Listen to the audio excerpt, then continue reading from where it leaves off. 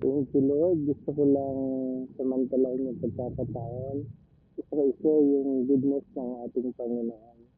Nung wala pa ako sa Lord, magulo buhay ko. Kastigado po ako ng kaaway. In all aspects sa buhay ko po, magmula sa emosyon, sa physical, sa finances po, lalo sa spiritual po, talagang wala, down na down po ako.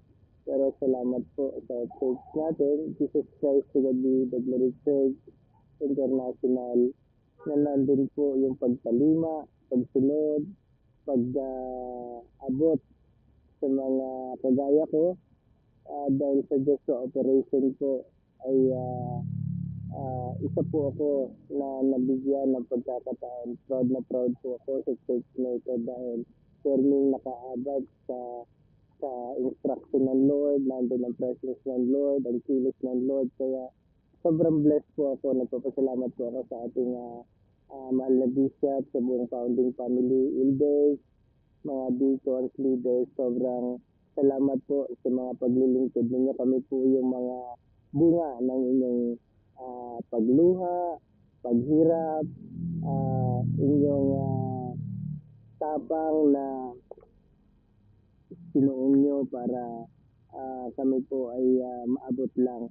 Salamat po. Salamat sa mga pagtsatsaga ninyo, pagtitiis ninyo. At kami din naman po yung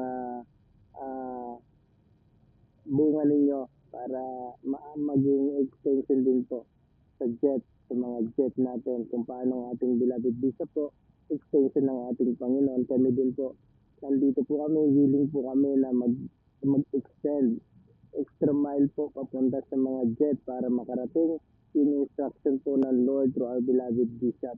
Salamat po sa ganitong klaseng pribilehiyo po. Great po ang pribilehiyo na ito dahil dito po ako nakadama ng contentment.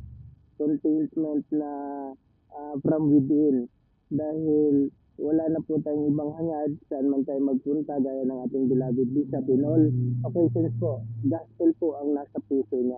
Kaya kami din po, wala na tayong ibang hiningi sa Lord kundi mag-open door.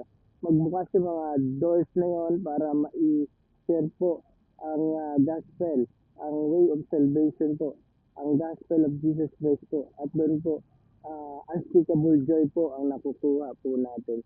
To God be the glory po. Salamat po. Salamat, salamat.